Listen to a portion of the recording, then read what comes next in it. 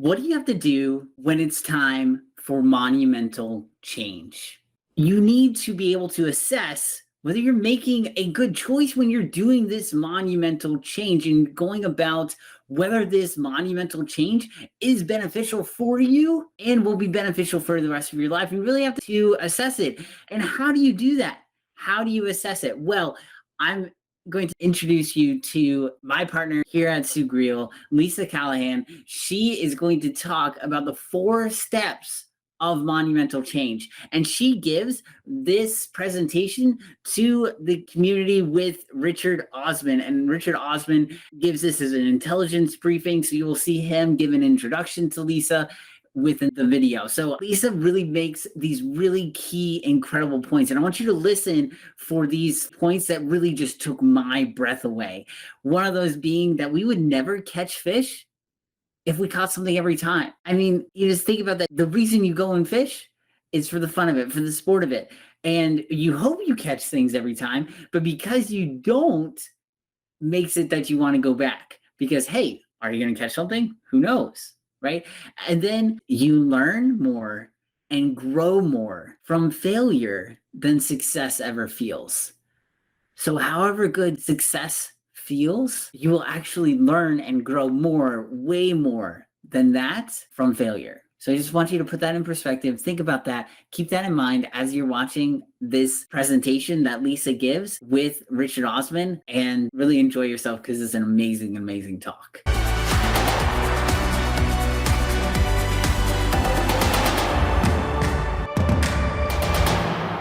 Hello, everyone. My name is Rich Osmann. I'm the principal of Provantage.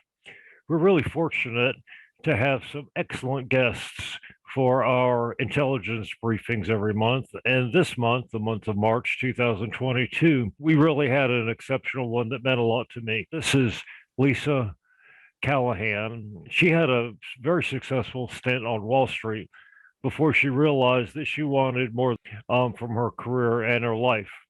And she developed and executed a 4-step process that anyone can do in order to create the kind of business, the kind of income, and the kind of life that is meaningful to them. And in the intelligence briefing, she walks us through that and how she did it.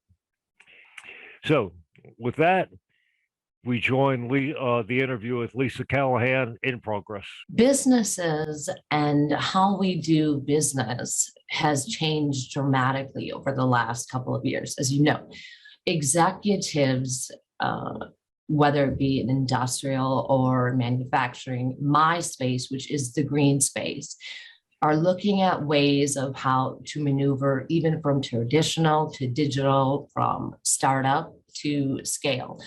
And they are looking at experts outside of their organization to pave the way. Maybe it's from generational change or the infamous COVID.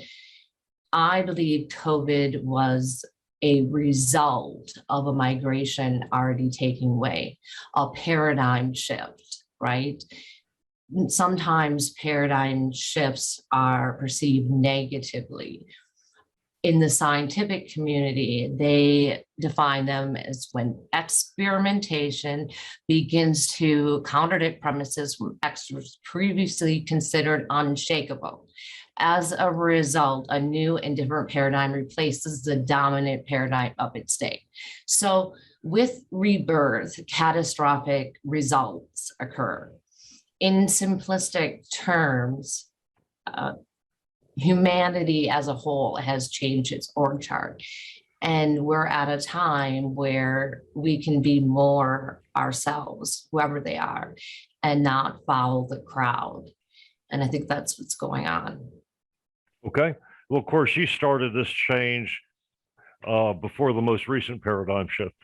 So that was something that you weren't responding to an external stimulus. It was an internal goal that you had. And so let's talk about the 4 components or the 4 parts of the strategy that you developed. Right, from a business standpoint, but also intertwined a holistic approach as Right. well. One is taking inventory, 2, opportunity cost, 3, community cloud, and then the 4th is value your change. Okay, so we can do this for ourselves, and we can obviously do it for our business. So I hope Correct. everybody's taking notes. Let's start with the first one. What do you mean by taking inventory? That means asking difficult questions. The key to all of this is mindset, right? The competition is within you. You control the parameters, not allow yourself, that's the word, yourself, to allow someone else to invade your mindset. So the buzzword is growth, the practicing a growth mindset. You have to do that daily. So taking inventory is asking difficult questions like, what are the drivers for your change? What is the motivation?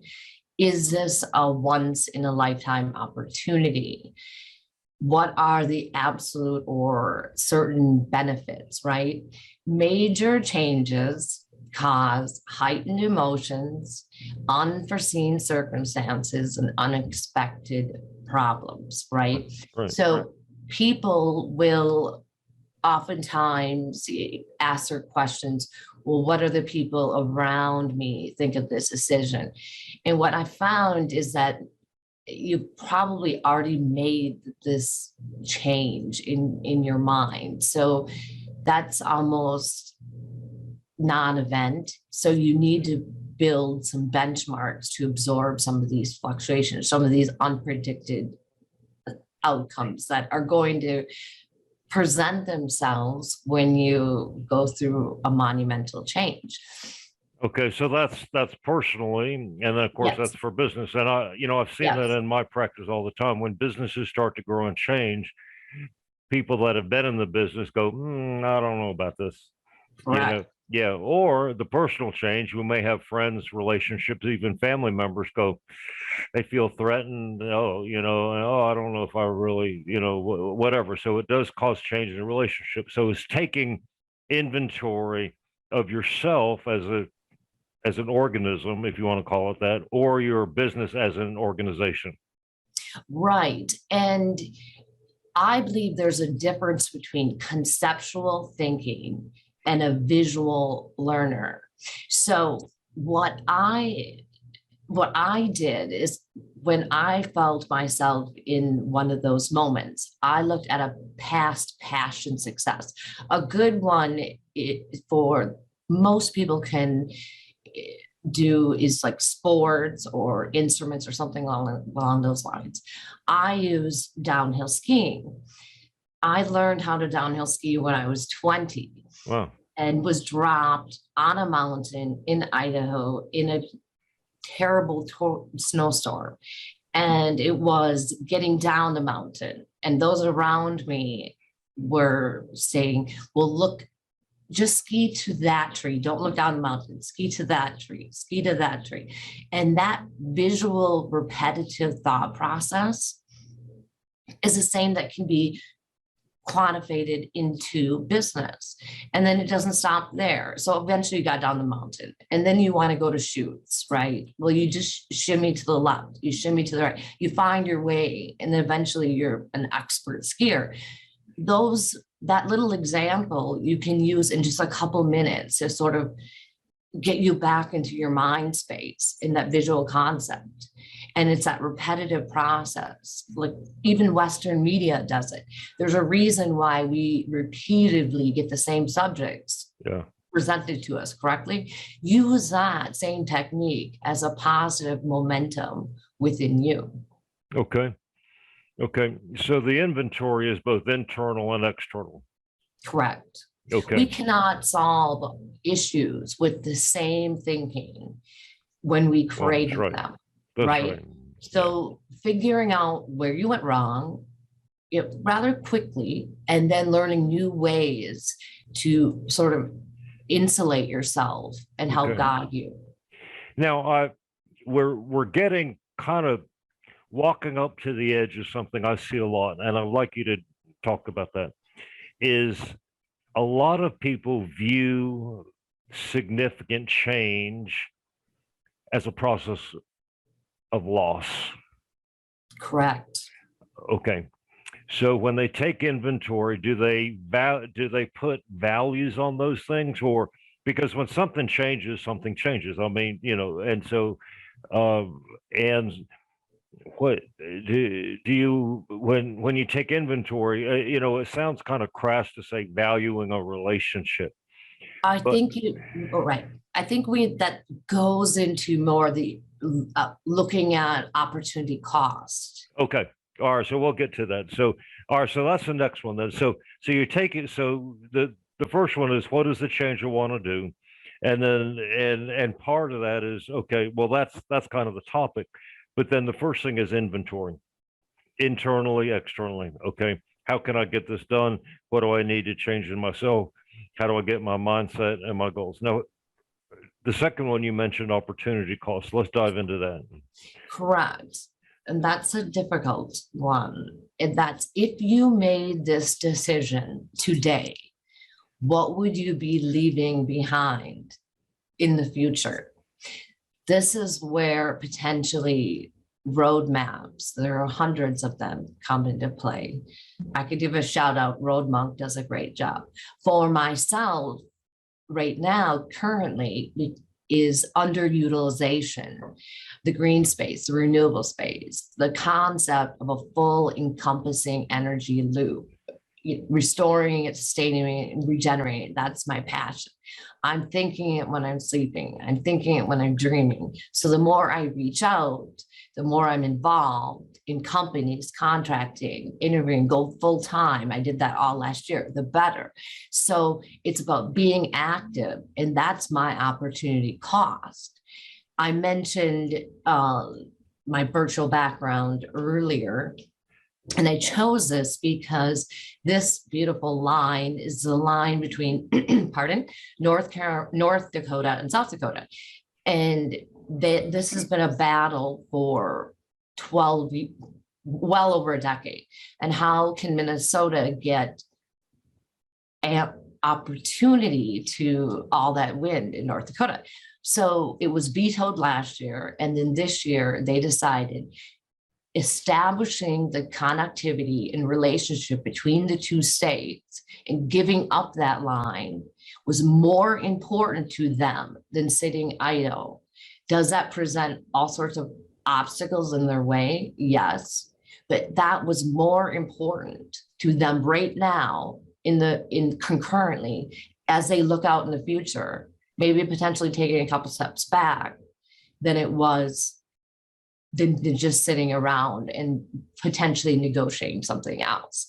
So right, that's the way you have to look at it. And there's a simple exercise that you can do with, if you don't know how to evaluate your opportunity costs, you can take your current plan and then your future plan and equal the same thing. What we all are trying to equal, and that's accomplished and being somewhat happy, right? And then ask yourself two questions in each of the paths. What do you need to do less of, right? And give up, and then what do you need to do more of or improve upon? I think that's a starting point. Does the opportunity benefit figure into this equation? Yes. That's part of it. Absolutely. The benefit to describe. I'm sorry? What the opportunity benefit? Yes, because that's the part of the 4-prong on the current and the future plan. Right. Okay. All right. So you're comparing benefits and costs, and you pay attention to both of those. Okay. Right. Those are the asking. It's what are you leaving? Because ultimately you have to look at where I'll be if I stay where I'm at, where are my growth projections here, and then where will I go where if I do this, and then where are the growth projections there. I like that 2 model because everything has a cost. It does. Staying the same has a cost.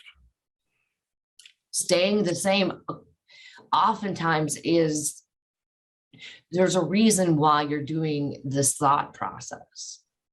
Right.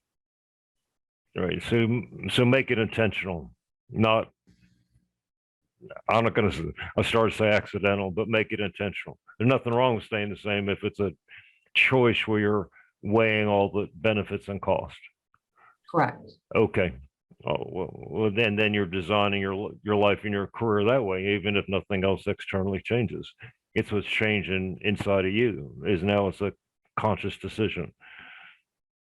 Exactly. Okay, brilliant.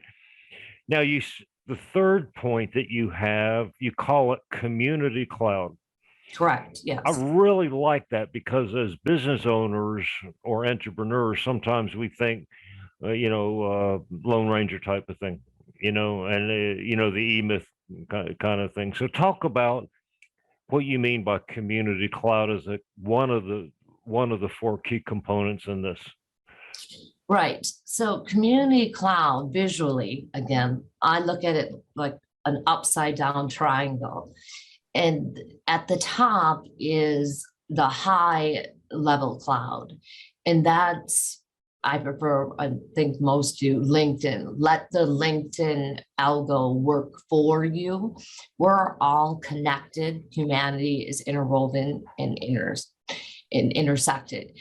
There are people that, or feed that compels you. It's their writing style, it's their transparency, humor. They might be out of your business parameters. I implore that you write them down because it's likely, one, that will develop your community cloud, and two, they will be the ones that will be receptive to true advice and guidance. And then the second is your community cloud. And that refers to a shared environment that's targeted to a limited set of organizations. So I've heard it also as an advisory council, and it's an equal exchange. Maybe you are amazing with data analytics and need sales generation, or you need web development. It's building out it's a give and take community of people that are experts in their field, but other people need experts in other areas. It's really building a business. And the most important part of this is that you leave the toxicity behind. Potential mentor or mentee can be established. And then the third, which Richard can talk more about, is the mastermind or master class. And that's who do you know that has wisdom about what you're doing? Who is doing the impossible? Who do you admire, right? A great mastermind will not only further develop your mindset, but it will bring your vision to life, hopefully. Well, I think, look, I run some mastermind programs myself, and one of the things I see, maybe you said it, but I didn't quite hear it brought out, is one of the values is that when you get peers together, and there's this interchange of information, support, intelligence, or whatever.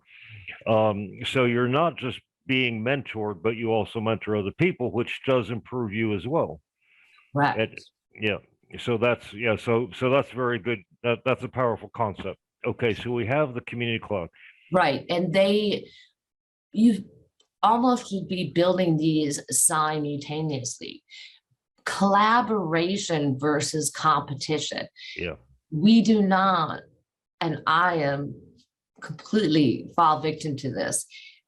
Lack of communication leads to assumptions, and assumptions are oftentimes incorrect. Yeah, I like that. Yeah. Right. Yeah. And great things are done with not with one person, with teams of people, correct? Yeah. Okay. So I like that collaboration where everybody benefits. You're just not getting a bunch of people helping you. It's that back and forth. Yes. Okay. That's really community. So so I like that. I like that title. That's really good. The last one, which surprised me because uh when you shared this with me, but it really caught my attention. Is the last one is valuing your change. Is that right? Correct. Yes. Value your change. Okay. Well, let's talk a This, little bit more about that. Mm. right. This is recognizing your accomplishments so far in any state, and or recognize enlightenment or growth. This is harder said than done, but opinions of those on a different path matter less. There's a reason you are asking these questions. It's willful struggle. It's a tough introspection. And congratulate yourself, like I mentioned, that the sheer concept that you're asking these questions or going in this directional change of motivation should be recognized. I have something that says every facet of your life brings its own special brilliance. It's true. Is it a Hallmark card? Probably. I don't know. We all want to go confidently in the direction of the life we imagine. But that's just not every day. So even crawling to your dreams is still moving in those directions. And I think Richard brought up earlier about failing, and that's, most will agree, but they won't believe it really. And that's, failing is more effective to growth than success feels good. That's a tough one. Yeah, that is a tough one. It's a tough one, right?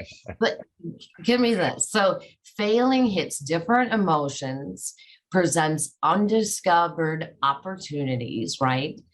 Brings enlightenment, and potentially you develop intelligence that you may not have known existed. We need difficulties for health, correct?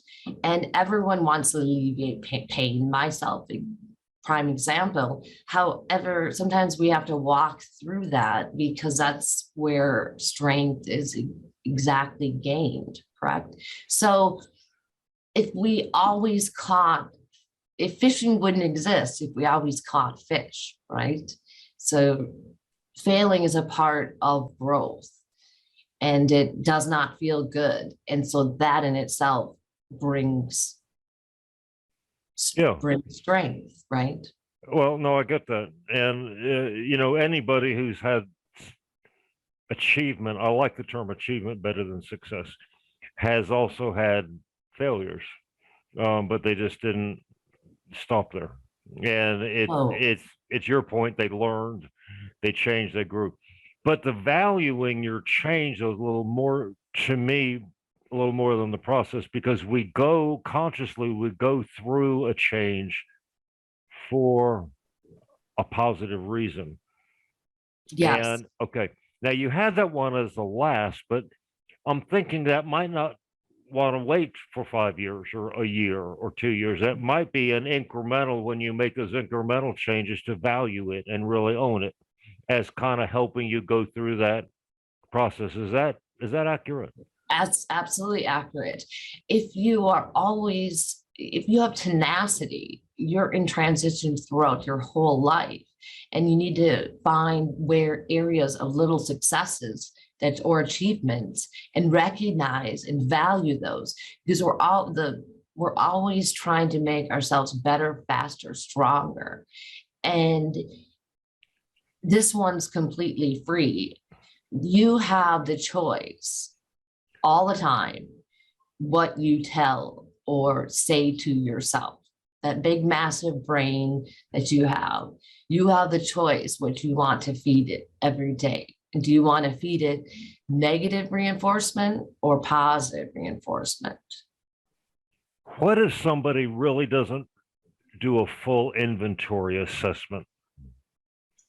What you might have done, and you not even realize it, is learn where you least expect it. That's why individualism is So wonderful. Beta fish don't roll Sure. with other beta fish, right? Sure. So it's not right or wrong. It's what's right for you, right?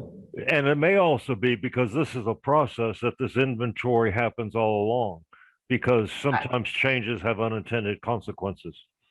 Correct. And so that inventory is not a one-time thing at the beginning, but that's a continual mindset. Okay, I get that.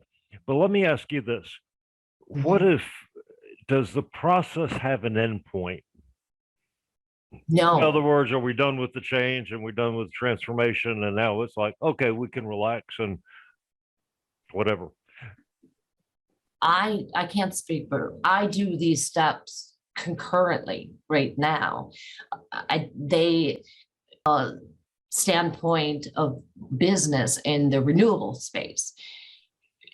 What a person's business looks like today, if they put a proper dedicated effort into it now versus a year from now, it should look completely different if they align themselves with certain goals.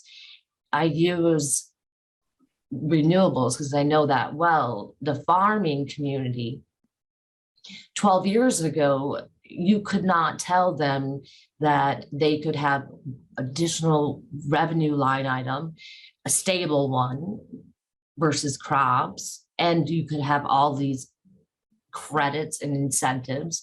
Well, now look at, and not only that, they are business savvy, they always were, but renewables have created innovation in their platform. Now there's agrivoltaics and ethanol. Ethanol is better for their soil. They can do that. And now they're powering. So in agrivoltaics is differentiating the heights of PV systems, which now they can plant underneath it and in different places. That's a doubling or tripling of their revenue. So by implementing innovation, you can see how they decided not to fear the change and walk through it and got a benefits and lungs. And that's the one area. We're in waste, which is the other area, we're at that still primer spot, right? Okay. And of course, for ourselves as business leaders, that it just goes without saying, but I'll say it anyhow, is that that change probably needs to be constant in who we are and our ability and our maturity and emotional intelligence, all those kind of things. Correct. Yeah. Okay. Entwined with it. Right. That has to be part of the process, correct? I mean, that's obvious. Okay. So I want to keep us to our 25 minutes. I'd rather have, I would like to have people reach out to you for any kind of follow-up. I know you're busy like we all are, but I know this is something, first of all, thank you very much for taking your time to be here. But everybody, this is Lisa Callahan. You have the invitation on LinkedIn. I invite you to connect with her. Lisa is, by the way, part of one of the community clouds that I work on, a mastermind group. And so she is somebody who is practicing what she's preaching, to use that term. She integrates this. This is not, this was the thing that I loved when I was talking with Lisa, is that this is not a theoretical construct that she has. She put it together, but she's executing it all the time. And wow, boy, that has such integrity to me. And so I really appreciate that. I want to open it up to a couple questions to see if we have any immediate ones. Thank you, Nancy, by the way, for the comment. Good information. Does anybody have a specific? Now, this is the bulk of the presentation. If you want to know more, connect with Lisa or connect with me, and we're happy to give you some time. But are there any questions you'd like to ask about this content right now? Hey, Mark, thank you. So Mark says, I really appreciate the reminder that failure is important to grow for growth. And I would agree. I don't remember James Cameron. Yep. He is known for some massively successful movies like the Terminator series and Titanic. But do you know that in the middle of this series of massive successes, he had 21 failures? I mean, it wasn't like he had 21 failures, all of a sudden he had a string of successes. And did you know when he was writing Terminator that he was living out of his car for a while?